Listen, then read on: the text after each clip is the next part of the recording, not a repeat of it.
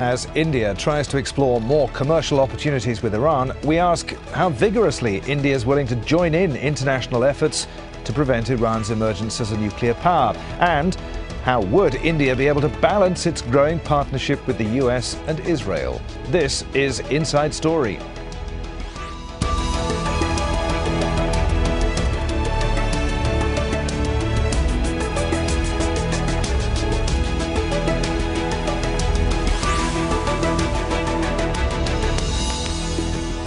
Hello, welcome to the programme. I'm Adrian Finnegan. Iran is India's second largest fuel supplier after Saudi Arabia, providing around 12% of the country's crude needs. But the US and Israel are trying to gather support for full economic sanctions against Iran by the end of June. As Tehran and New Delhi plan to hit $25 billion in annual bilateral trade within the next 4 years, it appears that India is resisting the pressure. Al Jazeera's Prerna Suri reports. So why does India continue to trade with Iran despite the mounting international pressure? To answer the question, we're joined by our guests today from New Delhi, Sreeram Chaulia, who's Vice Dean of Jindal School of International Affairs. He's also published author of International Organizations and Civilian Protection, Power Ideas and Humanitarian Aid in Conflict Zones. Sreeram Chaulia, we'll start with you. What is the true extent of India's relations with Tehran? Should we call it an alliance, a strategic partnership? I think it would be fair to say that it is a cooperation based on mutual benefit. India imports 12% of its oil from Iran, which is irreplaceable despite Western efforts to show that there is a substitute.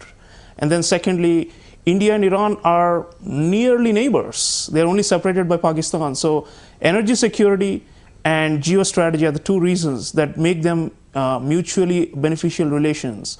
And I think alliance is too far-fetched because India considers itself neutral on a number of these questions, including the tussle between Israel and Iran and between the Cold War that's been on between the West and Iran for quite a while, and even on the Palestinian question. So I think the Middle East, India views it primarily from a very pragmatic sense rather than an ideologically charged sense, which you often see from that region. The Middle East is somewhat far away, but the Persian Gulf is closer. And so I think it's mostly, it's almost a near neighbor. So geostrategy, the problem in Afghanistan, and then energy security, this is what really defines this mutually beneficial relationship. Iran needs hard cash at a time when there is the sanctions noose is tightening.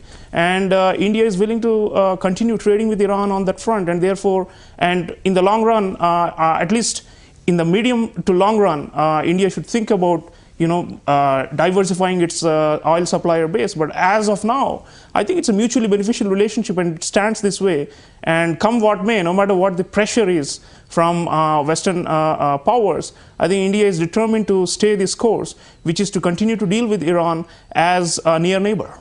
Sreeram Chaulia, I'm just wondering whether it's important for New Delhi to feel that it has to cultivate good relations with a Muslim nation to act as a counterweight to Pakistan. And if so, surely Saudi Arabia, which of course also has oil, would be a better partner in that respect. Well, on the Pakistan front, our Iranian friend on the show just mentioned that Iran does not export Islamic terror into India, and that is a fact because the Islamic extremism that's come into India has rather come from Sunni forces, Sunni jihadi forces rather than Shia ones, and therefore there is a commonality there.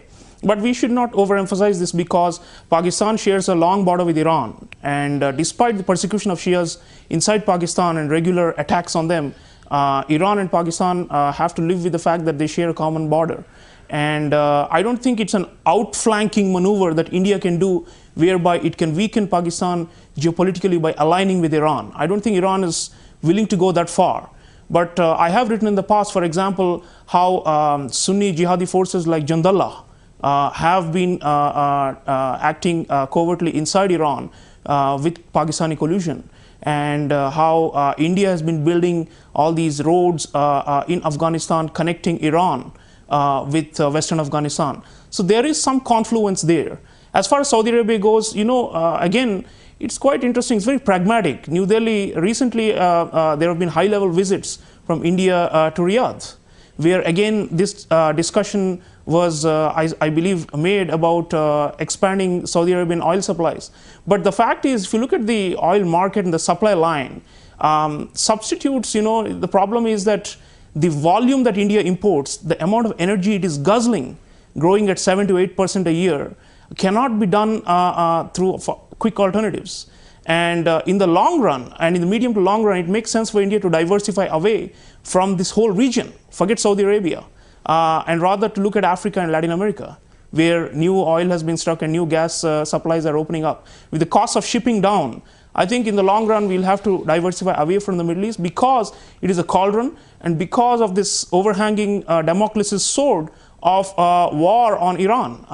Think about it. I mean, if we don't participate in the sanctions now, fine.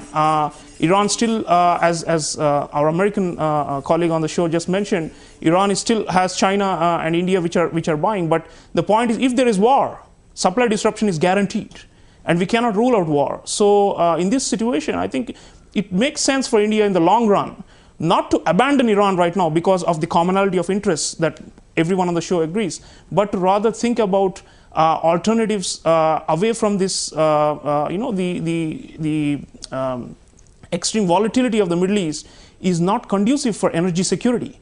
And India is not a great power like the United States or China to be able to use and marshal a lot of economic and military means to be able to lock in its energy supplies. India has to be more nimble-footed and will have to be more flexible in the future. But as of now, I think this delegation which has just gone from the Indian Exporters Association, for example, clearly shows that they are thinking about making beneficial exchanges, especially through trade. Okay. So because Iranians are paying in oil for rupees, the Indians have now a sum of money with which they should be able to export in rupees to Iran. So that is the whole context of this ongoing engagement. But in the medium to long run, I think like South Korea, like Japan, India will have to rethink. It's not because of pressure, it's because of pragmatic reasons. Okay.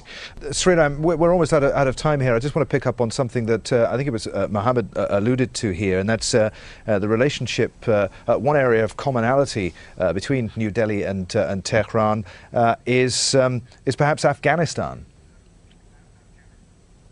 Oh yes, absolutely, it's critical. All of us in this region have our eyes trained on the withdrawal deadline of 2014, and with the U.S. elections looming and all these persistent crises against the U.S. presence in Afghanistan, I think we will see a withdrawal sooner rather than later. So in this kind of situation, at least a drawdown, front of withdrawal. In this kind of situation, it's critical. Iran, Russia, China, India, Pakistan, these are the key players that can stabilize the country. And this is where, leaving out Iran in the doghouse is not going to help. Even if you look back at 2001, Iran was essential for the overthrow of the Taliban. We must leave it for this edition of Inside Story. Thank you very much indeed to all our guests today, Sreeram Chaulia, Richard Weitz and Mohammed